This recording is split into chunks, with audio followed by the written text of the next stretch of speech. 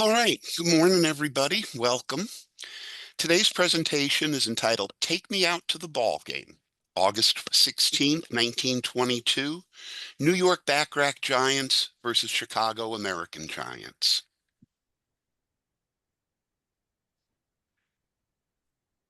It's Wednesday, August 16th, 1922. Labor strife dominates the headlines, with President Warren Harding weighing in on the industrial crisis caused by the ongoing railroad shopmen's and coal miners' strikes. In Europe, the German government defaulted on its reparation payments from the recent World War. The big baseball news of the day involved National League ERA leader Shufflin' Phil Douglas, who was banned from baseball for life after it was revealed he had offered to wreck the New York Giants' pennant chances by abandoning the team for the right price. In other baseball news that wouldn't be known for 20 years or so, future big league outfielder Gene Woodling was born in Akron, Ohio. And we're going to spend the afternoon at Shoreling Park on the south side of Chicago, where the visiting New York Backrack Giants will take on Rube Foster's Chicago American Giants. The Backrack Giants were founded in 1916 in Atlantic City, New Jersey, and quickly rose to prominence as one of the leading black ball clubs in the East. A dispute this year between the club's original owners and former Brooklyn Royal Giants owner John Connor, pictured here in the center, led to a split that resulted in two different Backrack Giants clubs competing in 1922. The team called the original Backrack Giants played out of Wilmington, Delaware, while Connor's Backracks attempted to penetrate the challenging New York City market where Connor once thrived. Most of the stars of the 21 team played for Connor's New Yorkers in 1922. Rube Foster, in the center of this photo, started the Chicago American Giants in 1911 and made them the most powerful team in Western blackball. The American Giants were the flagship team in the Negro National League founded by Foster in 1920 and winners of the new circuit's first two championships. And Chicago is well on its way to a third consecutive title, leading the Kansas City Monarchs by 2.5 games on this Wednesday afternoon. There's no league in the East this season. The Eastern Colored League would debut a year later. But the Backracks are associate members of the Western League, which is why they made the trip west for these games, which do not count in the National League standings. This afternoon's contest is the last in a 5-game series between the teams and a rematch of a thrilling series the year before, taken by the Backracks 3-2. In the first game of this series Saturday, the Backracks topped the American Giants 5-4 in 11 innings. Nip Winters was the winning pitcher for New York in relief of String Bean Williams. Juan Padron threw a complete game in picking up the loss. And Backrack's catcher Julio Rojo had the game-winning RBI double in the 11th, his third hit of the ball game. On Sunday, the Backracks prevailed 3-2. Harold Treadwell, the winner, Aubrey Owens, the loser. Chicago scored a run in the first on a successful triple steal. When Treadwell fell asleep with the baseball, Jimmy Lyons, the lead runner. For the second game in a row, Rojo had the game-winning RBI, singling home Hudspeth in the top of the ninth. And this was the first time all season that the American Giants lost 2 games in a row. The American Giants came back with a 3-2 win on Monday. Battle of the Aces, Dave Brown defeating Cannonball Dick Redding. American Giants won it on an unearned run in the 8th, errors in the inning by Ramiro Ramirez and Redding. In the top of the ninth, preserving a 1-run lead, Dave Brown got Pop Lloyd to pop out and then struck out Hudspeth and Rojo to end the game. And Chicago evened the series yesterday with a decisive 7-3 win. The winning pitcher was Dick Whitworth, relieved by Padron, who may have earned a save in this. It's not clear reading the box score. The losing pitcher was Roy Roberts, relieved unsuccessfully by Nip Winters. And twice in this game, in both the fifth and seventh inning, Chicago second baseman Bingo DeMoss drove in 2 runs on a squeeze bunt. It was the classic bunt and run. The runners moving with the pitch, DeMoss bunting to the right side, making sure the pitcher fields it, while 2 runners come around to score. And they pulled this play off twice in the game. And after the first time, Jelly Gardner was left on third base and there was only 1 out, so Jimmy Lyons bunted him home. Back-to-back squeeze plays, delivering 3 runs. And so we come to the rubber game of this series. Shoreling Park is the former White Sox home, once known as South Side Park, located on 39th Street between Princeton and Wentworth Streets. Shoreling, which heavily favors pitchers, is the ballpark that hosted the most games in the Seamheads Negro League database. The weather this afternoon, fair skies, 90 degrees at game time. Now let's take a look at the lineup for the visiting New York Backrack Giants, managed by their 38-year-old shortstop, the great John Henry Pop Lloyd. Leading off, center fielder George Rabbit Shively. Batting second at third base, Oliver the Ghost Marcel. Manager and Hall of Famer Lloyd bats third and plays short. Cleanup hitter is left fielder Elias Country Brown. Batting fifth, first baseman Robert High Pockets Hudspeth. Batting sixth, the catcher Julio Rojo. The seventh hitter is a longtime American Giant, Frank Duncan, in right field. Dick Jackson plays second and bats eighth. And the pitcher batting ninth is Harold Treadwell. The American Giants take the field this way. Leroy Grant at first, Bingo DeMoss at second, Bobby Williams at short, John Beckwith at third. In the outfield, Jimmy Lyons in left, Cristobal Torriente in center, and Jelly Gardner in right. The catcher is Jim Brown, and the starting pitcher is Ed Ryle. 22-year-old right-hander Ed Ryle was a pretty good pitcher who would achieve his greatest black ball success as a first baseman with the Detroit Stars later in this decade. He would go 6-4 in 1922 with a 3.02 ERA. And leading off for the Backracks, George Rabbit Shively. If you've seen my presentation on the 1916 championship series between Chicago and Indianapolis, you might remember Shively as the ABC's leadoff dynamo. He's filling the same role here in New York, perhaps a step slower, but still excellent at getting on base. And Shively started the game being hit by a pitch and was sacrificed over to second by Ghost Marcel. But Ryle got Pop Lloyd to ground out and Country Brown to pop out to end the threat.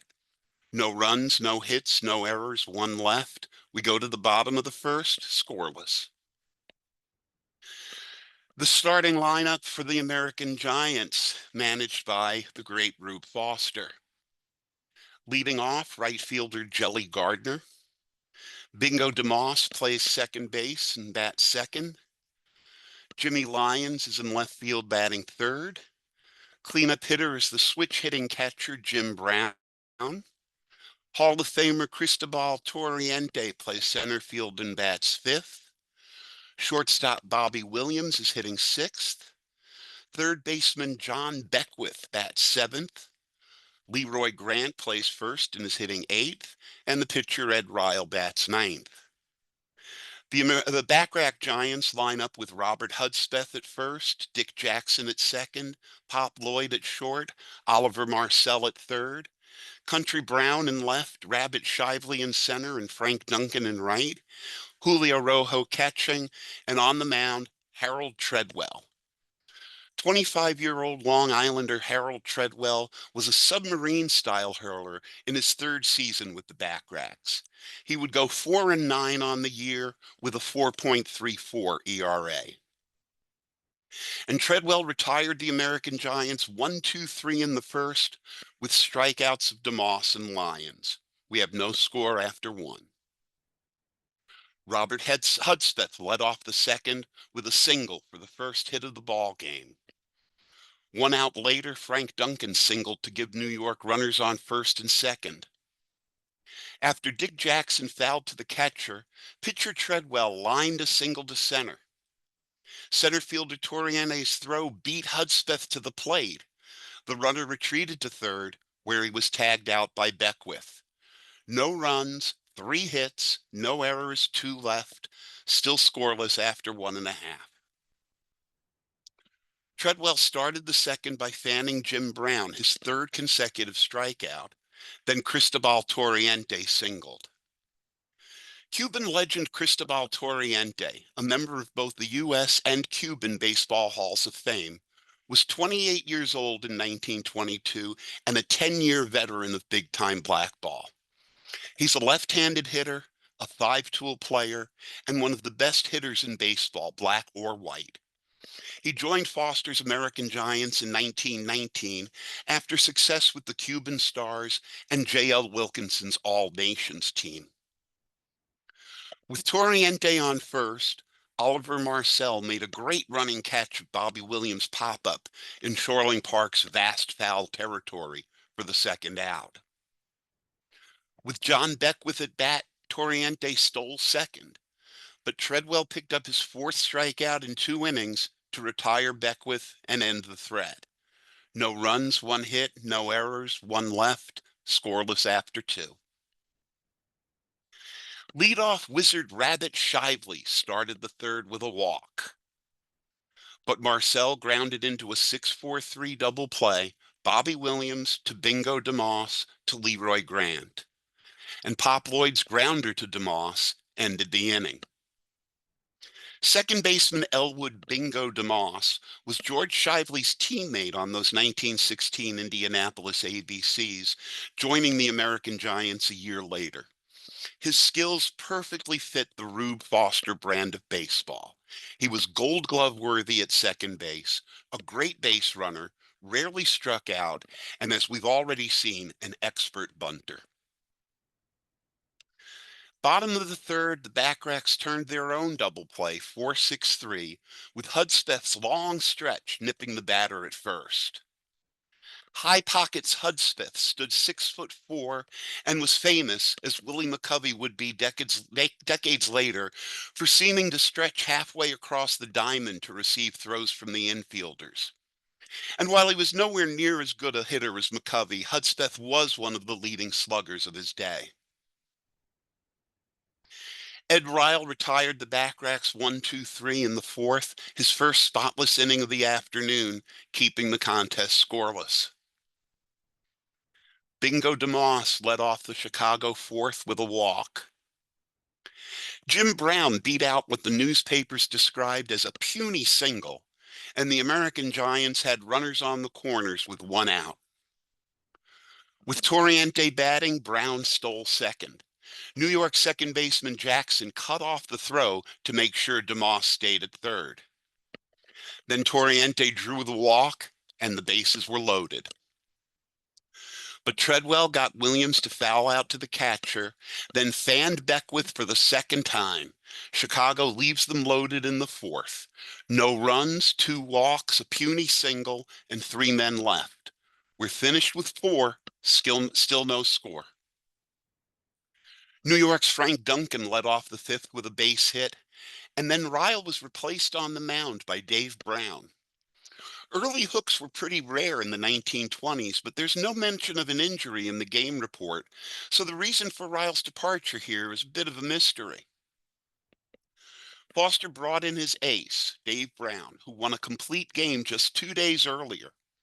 The left-hander was already a legend, having posted a 16-1 one-loss record against top competition the season before. Brown was annually one of the best pitchers in blackball, posting a career 2.46 ERA and 1.13 WHIP. His stats at the end of the 22 season were 13 wins and 3 losses with a 3.34 ERA. Unfortunately, Dave Brown is better known for abandoning his career and living on the run after killing a man in a bar fight in New York in 1925. And Brown quickly retired the next 3 batters to leave the runner stranded on first. No runs, a hit, no errors, one left. We're through with 5.5. Still no score. Leroy Grant led off the home fifth with a single. He was forced at second on a grounder by Dave Brown. Jelly Gardner grounded to third, where the usually sure-handed Oliver Marcel booted the ball to put two aboard. Bingo DeMoss worked another walk, and the bases were loaded with just one out. Jimmy Lyons lofted a fly ball to Elias Brown in left. Dave Brown tagged up at third. The throw was true. Catcher Julio Rojo applied the tag, and Chicago was retired on a 7-2 inning-ending double play. No runs, a hit, an error, a walk, and two left. We're through with 5. Moments after being thrown out at the plate, Dave Brown struck out the side, Marcel, Lloyd, and Brown, giving him 4 straight against the top of the Backrack's order. He received what the paper called a glad hand as he walked off the field. In the bottom of the 7th, Frank Duncan robbed Leroy Grant of an extra base hit with a nice catch after a long sprint. And other than that, the bats were silent. Through 8 innings, Treadwell has allowed 3 hits, walked 4, struck out 6.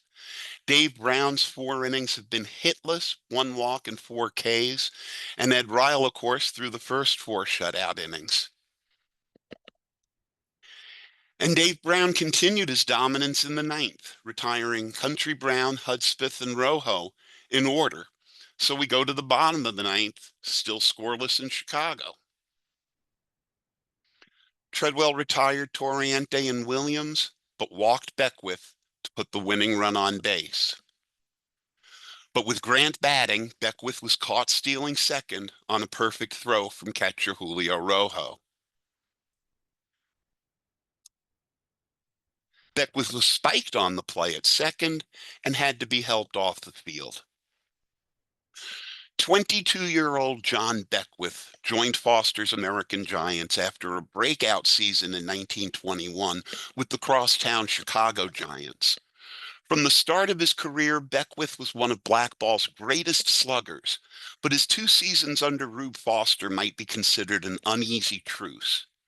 Rube was one of baseball's greatest dead ball strategists, and he favored dead ball virtues of speed, defense, and bat control, all areas where Beckwith was lacking. It's bizarre that a man with a 1006 OPS and 592 slug is batting 7th in a lineup of Punch and Judy hitters, but to Rube's way of thinking, that's where you batted a guy who couldn't run and struck out too much. Beckwith was unable to continue and was replaced by an embodiment of Rube Foster's baseball virtues, Gentleman Dave Malarcher. Malarcher was the regular third baseman on Chicago's back-to-back pennant winners, but gave way this season to Beckwith. In 1923, Beck would move to first base to allow Malarcher back into the lineup, and a year later, Beckwith joined the slugging Baltimore Black Sox, while Gentleman Dave became Rube's heir apparent. So Malarcher replaces Beckwith at third as we go to extra innings. Frank Duncan led off the 10th with his 3rd single of the game, the first Backrack's hit off Dave Brown. And Cuban veteran Ramiro Ramirez came in to pinch run for Duncan. But Chicago's second 6-4-3 double play of the game, Williams to DeMoss to Grant, ended the Backrack's threat. No runs, a hit, no errors, and none left. In the bottom of the 10th, with 2 outs, Jelly Gardner beats out an infield roller for a single. It's just the 4th hit of the game for the American Giants. But before throwing the next pitch, Treadwell picked Gardner off first to send the contest to the 11th inning. The 11th inning was scoreless. The only base runner was Bingo DeMoss, who singled but was thrown out stealing by Rojo. Leading off the 12th, Country Brown reached safely for the Backracks on an error by DeMoss. Robert Hudspeth successfully bunted with 2 strikes on him to advance Brown to second. Julio Rojo's walk put men on first and second with 1 out. Ramiro Ramirez flew out to right fielder Jelly Gardner. Country Brown tagged up and advanced to third. Or did he? The American Giants threw the ball back to second base, where Brown was declared out for leaving the bag early. No runs, no hits, an error, and 1 left. We're through with 11 and a half, still no score. Whoops. With 1 out in the last of the 12th, Bobby Williams ripped a double, the first extra base hit of the afternoon. But the American Giants failed to bring him home, and we played on. High Pockets Hudspeth made the defensive play of the game in the 13th, leaping high into the air to spear Dave Brown's line drive. Pop Lloyd singled in the top of the 14th and was erased by a Chicago double play. Jim Brown reached on a Ramirez error in the bottom of the 14th and was erased by a New York double play. Jelly Gardner beat out an infield single in the top of the 16th and was erased by a New York double play. Bottom of the 17th, Jimmy Lyons beats out a slow roller to second for a leadoff single.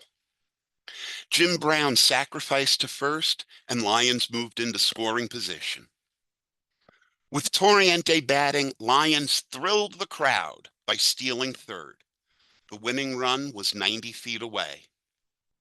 And I'm sure many in the stands and on the field thought back to May of the previous season, when a thrilling contest between these same 2 teams in this same ballpark ended with a Jimmy Lyons walk-off steal of home. Would Lyons dare to try it again? As Lyons danced off third, Treadwell fanned Torriente for the 2nd out. Bobby Williams was batting. Treadwell went into his windup, and Jimmy Lyons broke for home. Julio Rojo received the pitch. Lyons slid. The tag.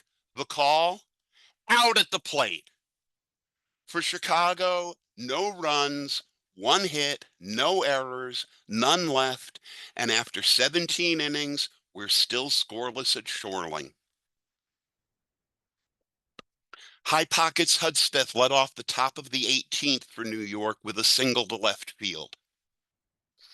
Julio Rojo was hit by a Dave Brown pitch, and the Backracks had men on first and second. Ramiro Ramirez dropped a bunt in front of the mound. Brown made a nice peg to third to force Hudspeth. Dick Jackson popped to left for the 2nd out, but Treadwell dumped one in front of the plate and beat it out to load the bases.